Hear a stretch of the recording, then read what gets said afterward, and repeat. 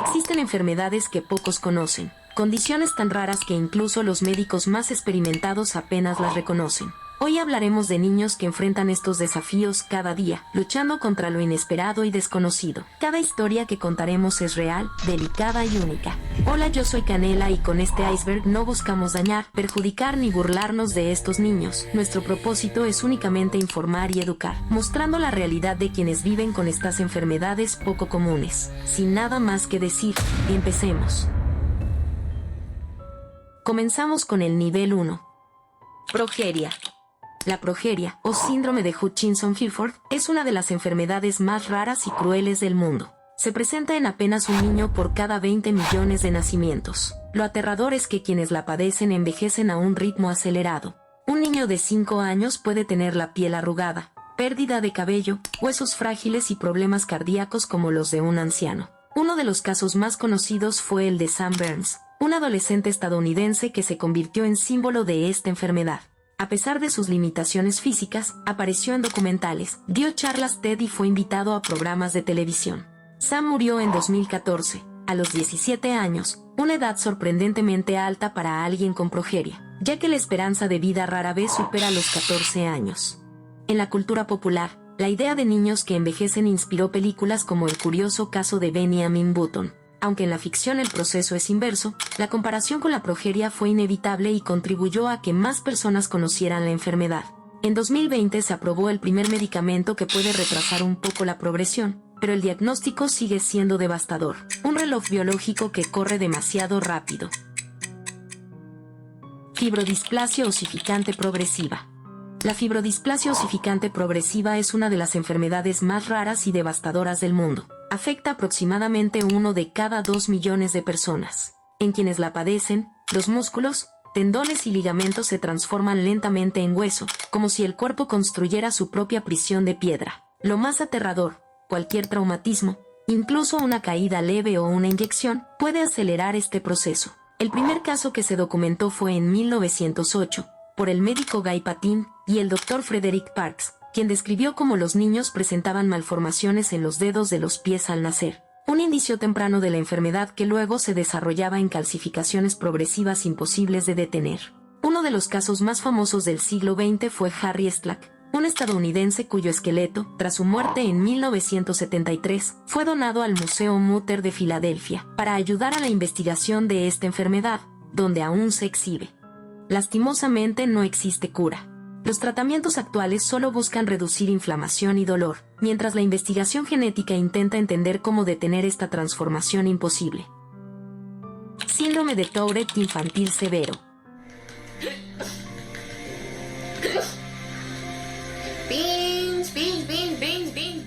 El síndrome de Tourette es un trastorno neurológico que aparece generalmente en la infancia, entre los 5 y 7 años, y se caracteriza por tics motores y vocales involuntarios. Para muchos niños, estos tics son leves, pero en los casos severos, cada movimiento y cada palabra pueden escaparse de su control, afectando su vida diaria y social. Aunque el primer caso clínico reconocido se documentó en el siglo XIX, el síndrome lleva el nombre del neurólogo francés Georges Gilles de la Tourette, quien en 1885 describió a varios pacientes con movimientos bruscos, gestos involuntarios y vocalizaciones repetitivas. Uno de los casos más famosos en tiempos recientes es el de Brad Cohen, un estadounidense diagnosticado desde niño. Sus tics severos le hicieron sufrir burlas y rechazo en la escuela, pero él nunca se rindió.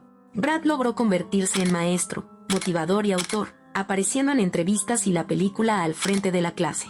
En la cultura popular, Tourette ha sido representado en series y películas, pero muchas veces de manera exagerada o cómica. Hoy, el tratamiento combina medicación y terapias conductuales, buscando reducir los tics y mejorar la calidad de vida. Epidermólisis bullosa. La epidermólisis bullosa, conocida como la enfermedad de la piel de mariposa, es un grupo de trastornos genéticos extremadamente raros que afectan aproximadamente a 1 de cada 50.000 nacimientos. Las personas que la padecen tienen la piel tan frágil que cualquier roce o presión puede causar ampollas y heridas dolorosas, haciendo que actividades cotidianas como vestirse, comer o abrazar sean un riesgo constante. La enfermedad no solo afecta la piel, sino que también puede comprometer mucosas, dientes y ojos, aumentando el riesgo de infecciones graves. El primer caso epidermólisis documentado se remonta a 1870, cuando el dermatólogo austríaco von Ebra describió la fragilidad extrema de la piel en un grupo de niños. Uno de los casos más conocidos y documentados en tiempos recientes es el de Anthony Tom. Anthony fue uno de los 11 niños adoptados por Susan Tom, cuya historia familiar fue registrada en el documental Mi sangre, mi carne. El documental muestra la vida cotidiana de la familia y los enormes desafíos que enfrentan quienes viven con epidermólisis. Cada movimiento puede provocar heridas graves, y cada cuidado diario requiere paciencia, precisión y constante vigilancia. Otra figura importante es Emma Fogarty, defensora de los pacientes y la persona irlandesa de mayor edad que vive con epidermólisis bullosa. A pesar de los desafíos de su condición, es conocida por su activismo, recaudación de fondos y su papel como embajadora de la organización benéfica de Bra Irlanda. Aunque actualmente no existe una cura definitiva, la investigación científica ha avanzado en terapias génicas y celulares. Seguimos con el nivel 2. Osteogénesis imperfecta. La osteogénesis imperfecta, conocida popularmente como la enfermedad de los niños de cristal, es un trastorno genético poco común que afecta aproximadamente a uno de cada 15.000 a 20.000 nacimientos. Su característica principal es una fragilidad ósea extrema. Los huesos se fracturan con facilidad, incluso con movimientos cotidianos o con una leve caída. En algunos casos, los niños pueden sufrir cientos de fracturas a lo largo de su vida. El primer registro médico de esta enfermedad se remonta al siglo XVII. Cuando el médico danés Ole Worm describió en 1642 un caso de un niño con huesos frágiles que se fracturaban constantemente. La enfermedad tiene distintos grados de severidad. En los casos más graves, las fracturas múltiples pueden producirse incluso antes del nacimiento, detectándose en ecografías prenatales. En otros, los síntomas aparecen en la infancia y persisten toda la vida. Además de los huesos, la osteogénesis imperfecta puede afectar los dientes, la audición y la estructura corporal, dejando secuelas físicas importantes. Existen varios famosos que han luchado y demostrado que vivir con osteogénesis imperfecta no es imposible. Algunos de estos casos son: Colleen Heffernan, nacida en Denver, Colorado, es una rapera, activista y artista estadounidense, más conocida por ser la líder y maestro de ceremonias del grupo de hip hop Wilshire Sports Camp. También tenemos a Michel Petrucciani, que fue un aclamado pianista de jazz y compositor francés, considerado una de las figuras más importantes del jazz europeo. En el ámbito cinematográfico, la osteogénesis imperfecta alcanzó notoriedad gracias a la película El Protegido, en la que el personaje Elijah Price, interpretado por Samuel Jackson, sufre de esta condición. En la actualidad no existe una cura definitiva, pero los avances médicos han permitido mejorar la calidad de vida de los pacientes. Síndrome de Klein-Levin. El síndrome de Klein-Levin, conocido popularmente como el síndrome de la Bella Durmiente, es uno de los trastornos neurológicos más extraños que existen. Se caracteriza por episodios recurrentes en los que el paciente puede dormir entre 15 y 20 horas al día, durante días o incluso semanas enteras. Al despertar, suelen experimentar una profunda desorientación, cambios de humor extremos, hipersexualidad y, en muchos casos, una necesidad compulsiva de comer en exceso. Este trastorno es tan raro que en el mundo solo se han registrado 339 casos de esta enfermedad, y suele aparecer en la adolescencia, afectando más a varones que a mujeres. La causa exacta aún es desconocida, aunque investigaciones apuntan a una disfunción en el hipotálamo, la región del cerebro que regula el sueño, el apetito y la temperatura corporal. El síndrome fue descrito por primera vez en 1925 por los médicos Willie Klein y Max Levin, quienes documentaron varios casos de jóvenes con episodios de sueño prolongado y comportamiento alterado. Uno de los casos más difundidos fue el de Louisa Ball, una joven británica diagnosticada con síndrome de Klein-Levin, que saltó a la atención mediática en 2010. Pero también está el caso de Sari Kávila, una joven colombiana que, durante sus episodios de sueño profundo, su madre la alimenta, baña y cambia constantemente, ya que no puede valerse por sí misma. El episodio más largo de Sari ha sido de 70 días seguidos sin despertar. Cada vez que abre los ojos, su mayor temor es descubrir cuánto tiempo ha pasado dormida y qué momentos importantes se ha perdido. Aunque se han probado tratamientos con fármacos estimulantes y estabilizadores del ánimo, no existe una cura definitiva. Heterocromía adquirida. La heterocromía es una condición en la que los ojos presentan colores distintos, ya sea entre un ojo y otro o dentro del mismo iris. Aunque la forma congénita, presente desde el nacimiento, suele ser inofensiva y llamativa, existe una variante mucho más inquietante, la heterocromía adquirida, en la que los ojos cambian de color a lo largo de la vida debido a causas médicas, traumáticas o neurológicas. El fenómeno fue descrito en el siglo XIX por oftalmólogos como William Mackenzie, quien documentó casos de pacientes que tras sufrir inflamaciones oculares vieron como el iris cambiaba progresivamente de tonalidad. Alguno de los casos famosos con esta condición es el cantante y actor David Bowie, quien desarrolló una pupila dilatada permanente debido a una parálisis después de un incidente en su adolescencia, lo que le dio a sus ojos una apariencia desigual. Este fenómeno también ha alimentado la fascinación en la cultura popular. Sin embargo, la versión adquirida de esta condición dista de ser un recurso estético. En la vida real, puede significar que algo en el cuerpo está fallando. Entramos al nivel 3. Ectopia cordis. La ectopia cordis, también llamada el corazón expuesto, es una de las malformaciones congénitas más impactantes y raras que existen. Se estima que ocurre en apenas 1 de cada 5 a 7 millones de nacimientos, y se caracteriza porque el corazón del recién nacido se desarrolla fuera del pecho, sin la protección del esternón ni de las costillas. A simple vista, el órgano vital late expuesto al mundo exterior, una imagen que resulta tan fascinante como inquietante. El primer caso documentado de esta condición se remonta a 1671.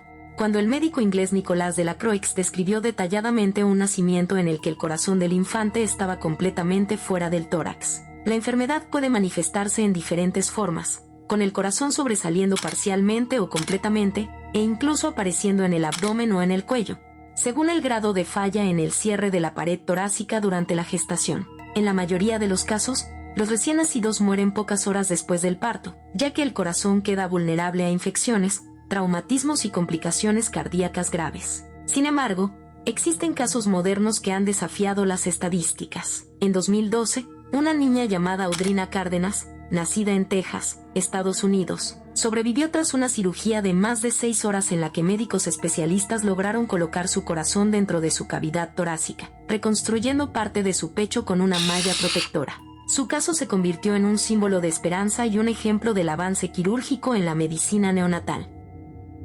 Tricotilomanía infantil extrema. La tricotilomanía, conocida como el impulso de arrancarse el cabello, es un trastorno del control de los impulsos que también puede manifestarse en la infancia de manera extrema y perturbadora. A diferencia de otros hábitos nerviosos, aquí no se trata simplemente de jugar con el cabello. Los niños sienten una necesidad irresistible de arrancarse mechones enteros, a menudo hasta quedar con zonas visibles de calvicie, pestañas o cejas ausentes. Este comportamiento repetitivo genera heridas, infecciones y un profundo impacto en la autoestima desde muy temprana edad.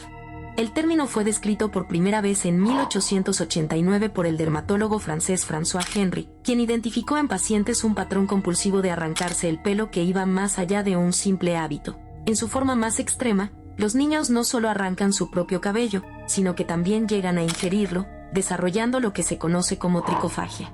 Esto puede derivar en la formación de tricobesoares, masas de cabello acumuladas en el estómago o intestino, que requieren cirugía para ser extraídas. El caso más famoso documentado de complicación fue reportado en la literatura médica como el síndrome de Rapunzel, donde el cabello ingerido llega a formar una larga extensión en el tracto digestivo, con riesgo incluso de muerte.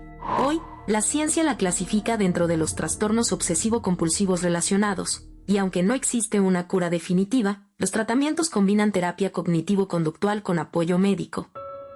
Insensibilidad congénita al dolor. La insensibilidad congénita al dolor es uno de los trastornos más desconcertantes de la medicina. Los niños que nacen con esta condición no pueden sentir dolor físico, debido a mutaciones en los genes. Podría parecer una ventaja, crecer sin lágrimas por caídas o golpes. Sin embargo, en la práctica, se convierte en una condena silenciosa. El dolor, aunque desagradable, es la señal vital que protege al cuerpo. Sin él, el niño no percibe fracturas, quemaduras, cortes ni enfermedades graves, lo que pone en riesgo constante su vida. El primer caso descrito en la literatura médica se remonta a mediados del siglo XX, cuando especialistas comenzaron a notar un patrón en niños que sufrían heridas graves sin mostrar reacción alguna.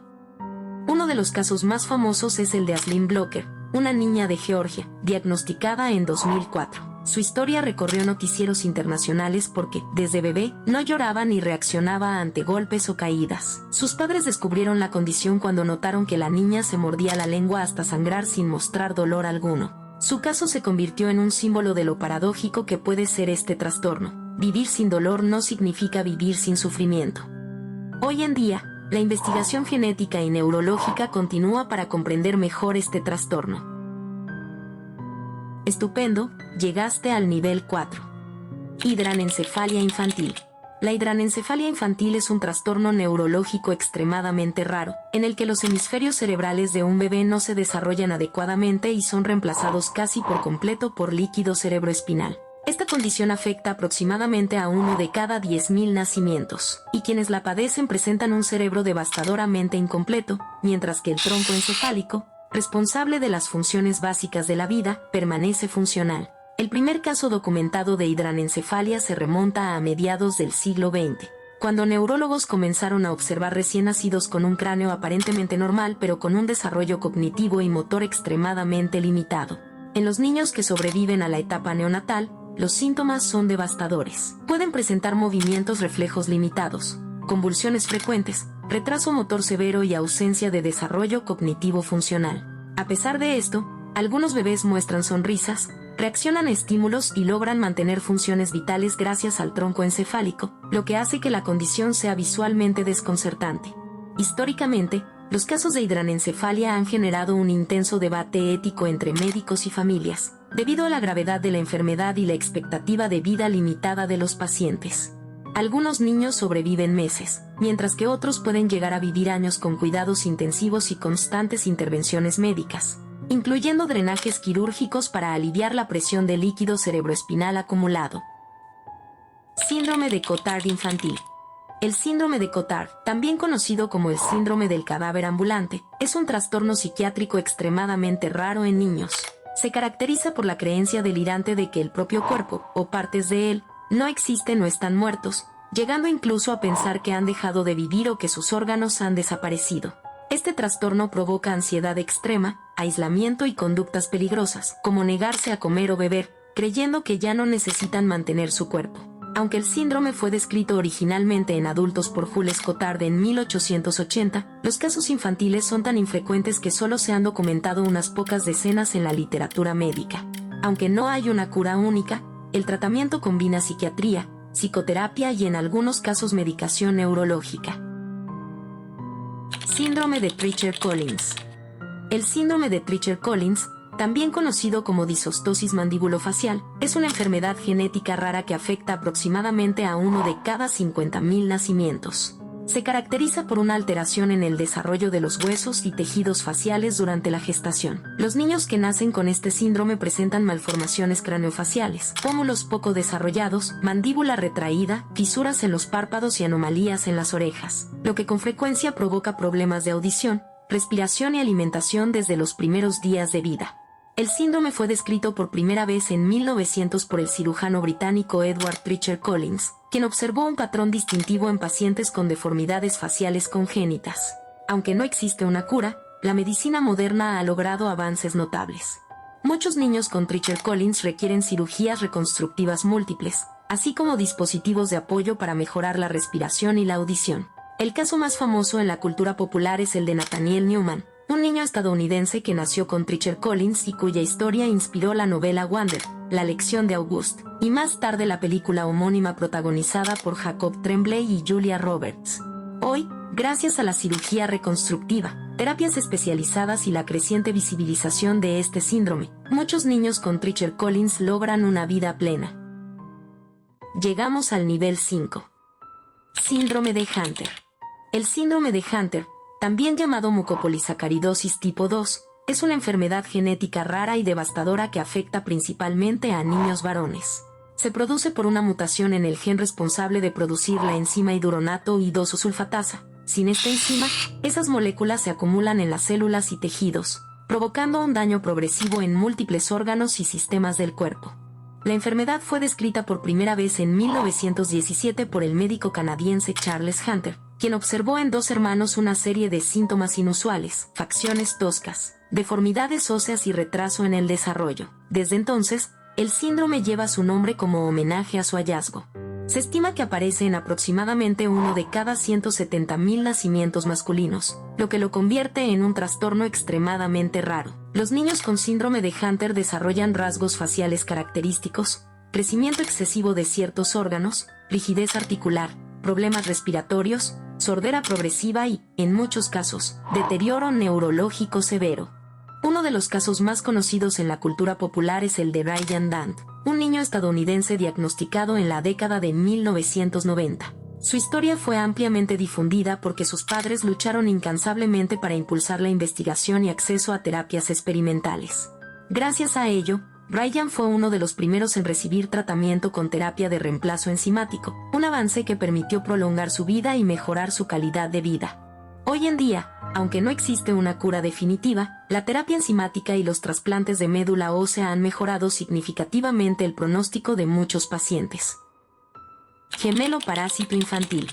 El gemelo parásito, también conocido como Fites infetu, es una de las anomalías congénitas más raras y perturbadoras de la medicina. Se produce cuando, durante el desarrollo embrionario, uno de los gemelos queda atrapado dentro del cuerpo del otro. En lugar de desarrollarse por completo, el gemelo parásito permanece en estado incompleto y depende completamente del gemelo huésped para sobrevivir. Lo inquietante es que puede encontrarse dentro del abdomen, el tórax o incluso el cráneo del niño, manifestándose como una masa que crece lentamente con el tiempo. El fenómeno fue descrito por primera vez en 1808 por el médico George William Young, y desde entonces apenas se han documentado unos pocos centenares de casos en todo el mundo. Lo que hace a esta condición tan extraña es que, a diferencia de un tumor, el gemelo parásito puede presentar estructuras reconocibles, como huesos, cabellos, uñas e incluso dientes, lo que convierte cada hallazgo en un caso clínico impactante. Uno de los casos más famosos fue el de la bebé Manar Majed, nacida en Egipto el 30 de marzo de 2004. Desde su nacimiento, llevaba un gemelo parásito en forma de una segunda cabeza, llamada Islam, la cual tenía un cerebro distinto, era capaz de parpadear y sonreír, pero no podía vivir de manera independiente. Y así existen cientos de casos documentados. Dentro del mundo cinematográfico se hace referencia en la película El Vengador del Futuro. El Fites infetu sigue siendo, hasta hoy, un recordatorio de lo complejo y enigmático que puede ser el desarrollo humano.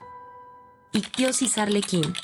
La ictiosis arlequín es uno de los trastornos genéticos más devastadores y estremecedores en recién nacidos. Catalogada como una enfermedad extremadamente rara, ocurre en aproximadamente uno de cada 500.000 nacimientos. Se caracteriza por una mutación que afecta la producción de proteínas encargadas de formar la barrera protectora de la piel. El resultado es una capa de piel gruesa, dura y escamosa, que se forma en placas en forma de diamante, separadas por profundas fisuras rojas. Desde su nacimiento, los bebés con esta condición parecen estar cubiertos por una armadura de porcelana quebrada, lo que les da el apodo de bebés arlequín. El trastorno no solo altera la piel, esas placas rígidas impiden el movimiento, dificultan la respiración, la alimentación e incluso el parpadeo.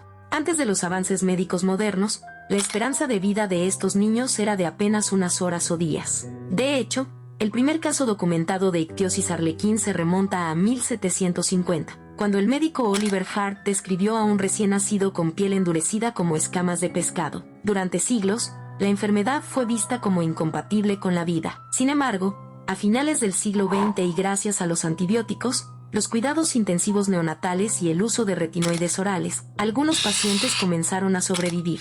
El caso de Hunter Steinitz, nacida en 1994 en Estados Unidos, se convirtió en uno de los más conocidos. Sus padres fueron advertidos de que probablemente no viviría más de unos días, pero contra todo pronóstico, Hunter creció y hoy en día se ha convertido en portavoz y defensora de las personas con ictiosis arlequín, mostrando al mundo cómo es vivir con esta condición. Documentales y programas médicos han retratado la vida de niños con este trastorno, mostrando no solo la crudeza de la enfermedad, sino también la resiliencia de quienes la padecen. Hoy en día, aunque sigue siendo una condición con altos riesgos, algunos niños con ictiosis arlequín logran llegar a la adolescencia y adultez con cuidados intensivos y tratamientos especializados. Llegamos al último nivel. Cancro moris.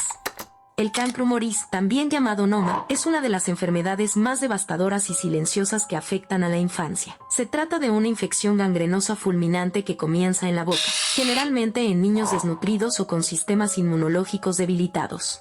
Lo que inicia como una simple llaga en la mucosa oral rápidamente se transforma en una gangrena que devora los tejidos blandos del rostro, dejando expuestos huesos y dientes, y generando deformaciones irreversibles. Históricamente, El noma se observaba en Europa durante épocas de hambruna y guerras, pero hoy está principalmente presente en comunidades extremadamente pobres de África subsahariana y Asia, donde la combinación de malnutrición, falta de higiene y enfermedades inmunosupresoras como el sarampión o el VIH facilitan su aparición. Casos famosos es el de Fidel Strupp, contrajo noma en su infancia, alrededor de los 2 a 3 años. Pasó por una serie de 27 operaciones reconstructivas en total para reparar el daño facial. Hoy es activista, cofundador de la asociación Elysium Noma. Otros casos famosos es el de Mulikato Kanlawon y Muhammad Usman, y así existen varios casos de sobrevivientes de esta enfermedad. Litopedión. El litopedión, conocido popularmente como el feto de piedra, es uno de los fenómenos médicos más extraños y perturbadores jamás documentados. Ocurre cuando un embarazo ectópico, es decir, fuera del útero, no llega a término y el feto, al no poder ser expulsado ni reabsorbido, permanece dentro del cuerpo de la madre. Para protegerse de la necrosis y la infección, el organismo cubre el feto con capas de calcio, transformándolo literalmente en una piedra viviente dentro del abdomen. Este proceso puede pasar desapercibido durante años, sin que la mujer se dé cuenta de que carga con un hijo calcificado en su interior. El primer caso documentado en la literatura médica data del siglo X, descrito por el médico árabe Al-Bucasis. Desde entonces, se han registrado poco más de 300 casos en toda la historia de la medicina. Estos hallazgos siguen estremeciendo a la comunidad médica, no solo por lo macabro de la condición, sino por la resistencia del cuerpo humano para encapsular la muerte dentro de la vida. Sirenomelia. La sirenomelia, o síndrome de la sirena, es una de las malformaciones congénitas más estremecedoras y raras que existen. Se caracteriza por la fusión parcial o completa de las piernas, lo que hace que los recién nacidos adquieran la apariencia de una sirena mitológica. Esta condición ocurre en aproximadamente 1 de cada 100.000 nacimientos y, en la mayoría de los casos, es letal debido a que suele acompañarse de graves malformaciones internas, especialmente en los riñones, el aparato digestivo y el sistema urogenital. El primer caso documentado de sirenomelia fue descrito en el siglo XVI por el médico suizo Conrad Licostens, quien recopiló casos de niños monstruosos en su tratado de 1557. Uno de los casos más famosos en la historia moderna fue el de Tiffany Yorks. Nacida en 1988 en Florida, fue la primera paciente con sirenomelia en sobrevivir tras una cirugía de separación de sus extremidades. Aunque pasó por múltiples intervenciones y complicaciones de salud a lo largo de su vida, Tiffany vivió hasta los 27 años, convirtiéndose en un símbolo de lucha y resistencia frente a esta condición. Síndrome de Nables. El síndrome de Nables, también conocido como síndrome facial tipo máscara de Nables, es una de las enfermedades genéticas más raras y enigmáticas descritas en la medicina moderna. Su nombre proviene de la ciudad palestina de Nables, donde fue identificado por primera vez en el año 2000 por el genetista Ahmad Tebi, quien describió a un niño de 4 años con rasgos faciales tan inusuales que parecían formar una máscara natural. Desde entonces, solo se han documentado una docena de casos en todo el mundo. Los niños afectados presentan una combinación de rasgos físicos distintivos: piel facial tensa y brillante, ojos ampliamente separados, párpados estrechos, nariz plana y ancha, y orejas triangulares de implantación baja. Además, suelen presentar dedos de manos y pies permanentemente flexionados y contracturas articulares que dificultan el movimiento. La mayoría de los casos son esporádicos y, debido a su rareza, cada diagnóstico representa un hallazgo extraordinario en genética clínica. El tratamiento es paliativo y sintomático, ya que no existe una cura definitiva, y la condición requiere un seguimiento médico continuo y multidisciplinario. El síndrome de Nables permanece como un ejemplo extremo de cómo la genética puede esculpir la apariencia y la vida de un individuo. Hemos llegado al final de este iceberg. Espero hayan aprendido algo nuevo y les haya gustado. No olviden comentar si ya conocían alguna de estas enfermedades y no se olviden de suscribirse. Nos vemos en un próximo iceberg.